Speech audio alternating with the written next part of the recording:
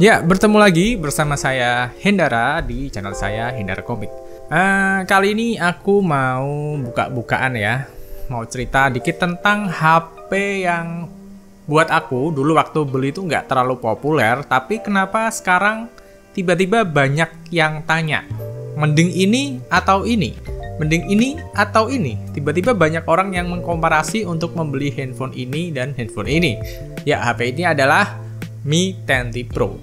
HP ini udah aku pakai dari Desember tahun lalu ya. Waktu itu kan pre-order harga 7, itu dapatnya 8,256. 7 juta, biasanya belinya yang murah-murah, yang mending gitulah. Ini malah keluar harga 7 juta. Nah, di situ aku tertarik banget dengan yang namanya kameranya. Kameranya udah 108 megapiksel dan ada optical image stabilisasinya. Nah, penasaran kan sebagus apa sih, apalagi dengan embel-embel Snapdragon 865, menarik. Nah, tapi aku nggak akan bahas tentang hal itu karena udah dibahas dulu, jadi kita bahasnya yang versi sekarang. Nah, Mi 10T Pro ini menjadi naik kembali namanya ketika muncul Poco F3. Banyak orang tuh yang mulai menimbang-nimbang mau beli Poco F3 atau beli Mi 10T Pro. Ada juga orang yang bingung mau beli iPhone XR atau Mi 10T Pro. Nah, ditambah lagi pamornya itu semakin naik karena beberapa bulan yang lalu Xiaomi itu mengeluarkan Mi 10T Pro kembali dengan varian baru 8128. Kalau ini kan 8256. Nah, jadi ada varian baru lagi 8128 dengan harga 6,5. Jadi di tengah orang galau mau beli Mi 10T Pro atau Poco F3, tiba-tiba nongol lagi Mi 10T Pro dengan harga yang lebih ekonomis. Secara RAM itu masih cukup banget 8 dan storage 128 itu oke banget sih. Cukup banget kalau dipakai tahun sekarang. Nah, akhirnya dengan harga 6,5 dapat 8128, Mi 10T Pro 8256 kembali menjadi incaran orang-orang. Nah, beberapa orang ada yang bilang kalau barangnya udah nggak ada, barangnya udah kosong. Susah dicarinya. Akhirnya harga secondnya pun stabil. Kalau kalian bisa cari Mi 10T Pro, harga secondnya misalkan nggak teman sendiri ya, kita cari ke orang asing misalkan di toko online, itu dapatnya paling murah. Nggak tahu kondisinya ya, bagus atau enggak ya. Itu ada di angka 5,5, itu paling murah. Tapi kalau ditanya normalnya harganya berapa, itu 5,8, kurang atau lebih untuk harga secondnya 8256. Nah, selama pemakaianku, Mi 10T Pro ini udah aman banget. Kameranya tergolong bagus, bahkan tergolong superior banget untuk harganya yang 7 juta itu. Dan ketika kalian beli yang versi murah, itu bagus sih, harganya jatuh ke 6,5.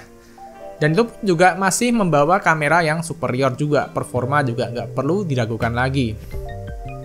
Tapi kalau memuji terus kan udah biasa ya. Aku memuji Mi 10T Pro terus ya.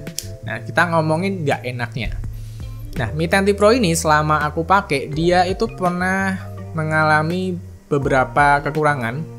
Kalau dari main game, jujur aja aku nggak terlalu begitu ngerasa. Karena kalau aku main game, tinggal main aja gitu loh. Nggak sampai aku liatin FPS-nya ngedrop berapa FPS tuh nggak. Selama itu lancar, mulus, gas, gitu aja. Nah, aku mengalami beberapa masalah itu ada di kamera. Pertama, pernah dulu aku kan sering banget rekam pakai kamera depan di Mi 10T Pro. Dulu banget. Nah, itu pernah tiba-tiba frame-nya drop, FPS-nya drop ketika merekam. Nah, akhirnya videonya tuh nggak sinkron antara video dan suaranya. Nah, setelah di-render itu kalau kalian lihat videonya, tiba-tiba itu di tengah-tengah kayak frame-nya drop. Frame-nya drop banget. Dan itu cuma ada di kamera depannya aja sih. Nah, kalau yang sekarang aku nggak terlalu tahu. Cuma terakhir-akhir waktu aku coba nge-record ya, itu waktu zaman aku bikin video tentang Redmi Note 10 dan Redmi Note 10 Pro yang masuk ke Indonesia, itu aku pakai kamera depan sering banget, itu udah enggak sih. Untungnya udah enggak. Nah, terus nggak enaknya yang kedua, yang sampai sekarang itu belum diperbaiki atau gimana aku juga nggak ngerti. Ketika me-play sebuah video yang ada tersimpan di storage-nya ya, misalkan video dari rekotan kita, atau kita masukin video sendiri, atau masukin film sendiri langsung ke storage-nya lewat transfer data Type-C ini. Nah, ketika video itu di play, itu sering banget ketika ngeplay tiba-tiba frame drop. Jadi waktu main awalnya mulus gitu kan, terus tiba-tiba kayak frame-nya drop. Dan itu terjadi ketika kalian ngeplay video yang agak panjang, itu bakal semakin kerasa gitu. Tapi kalau video-video yang pendek kayak 30 detik, semenit, itu jarang ketemu hal seperti itu gitu. Nah, cuma kalau ngeplay video yang panjang itu sering banget terjadi frame drop. Nah, ini aku nggak tahu ini terjadi karena apa? Karena dynamic refresh rate-nya atau gimana, aku juga kurang paham. Dan di sini dari awal beli sampai sekarang aku tuh selalu pakai 144 refresh rate. Ya biar kerasa dong, udah beli 7 juta mahal-mahal masa pakainya 60 Hz, sayang banget.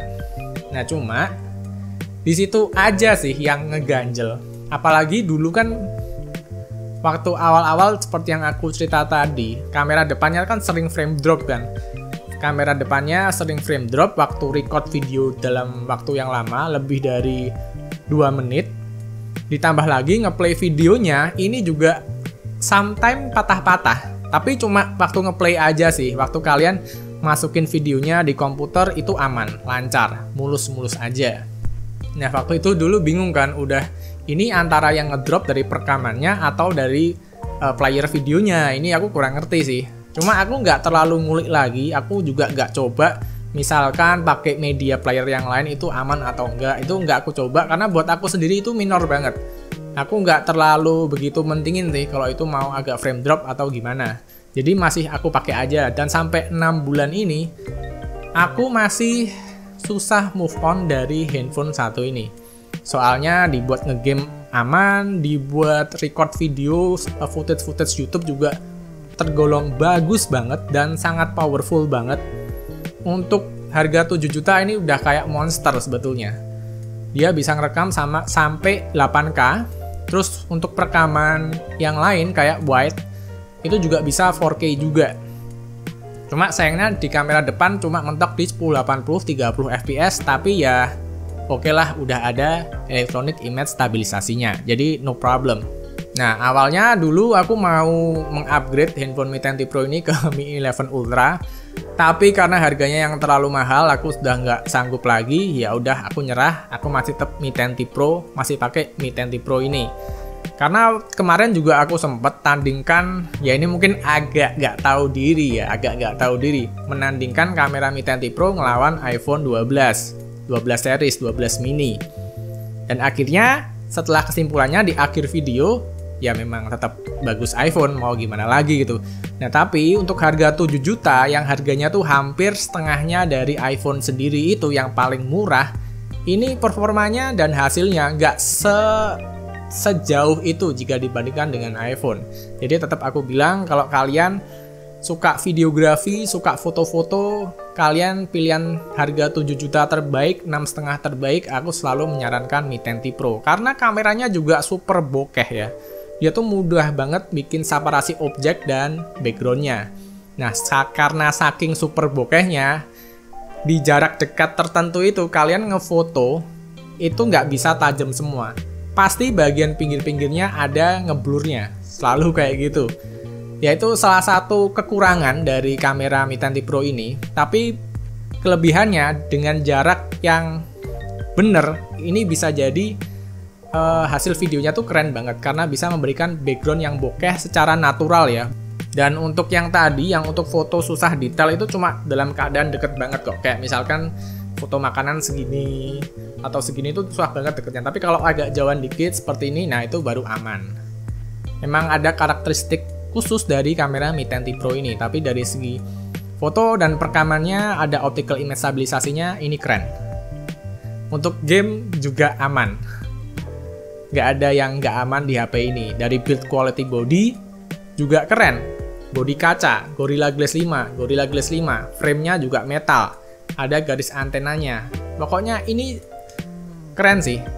Tapi memang catatannya untuk orang-orang yang nggak suka HP yang gede, bongsor, dan berat, ini mungkin nggak akan suka pakai HP ini. Tapi buat kalian yang gamer, kalian pasti bisa ngerasain kalau HP dengan luas seperti ini, dengan build quality body seperti ini, itu antep banget, itu enak banget kalau diajak ngegame, misalkan PUBG atau yang lain, itu enak banget. Nah, pertanyaan yang sering aku dapat, Bang, mending Mi 10T Pro atau Poco F3? Udah pernah aku bikin videonya yang ini. Nah, di video itu aku bilang simpelnya, jika kalian ingin cari kamera, kalian suka record video, suka dokumentasi, suka ngevlog, suka bikin story-story IG, ya ini jawabannya, Mi 10T Pro.